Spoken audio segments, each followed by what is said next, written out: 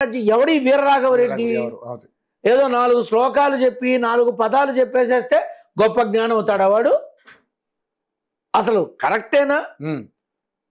అందులో కొంతమంది ఆయన అడుగుతున్నప్పుడు ఈయనేం చెప్పట్లేదు అంటే ఏంటి అని అంటే, ఆ భయానికి లోనై ఆ దడ పుట్టి ఆ కంగారులో ఆ విధానంగా ఉన్నప్పుడు ఆ బ్రాహ్మణోత్తముడు ఏం మాట్లాడతాడయ్యా?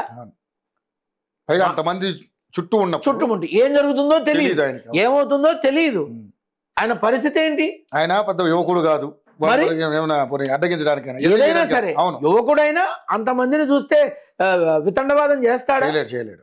నువ్వు చెప్పు అయినా వీళ్ళు చెప్పి చచ్చేదేమి నా బొంద.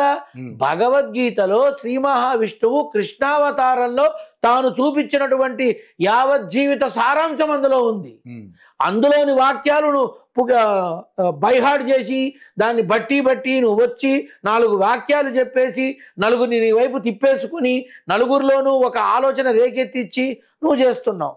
నీకేం తెలియచ్చు నా బొంద?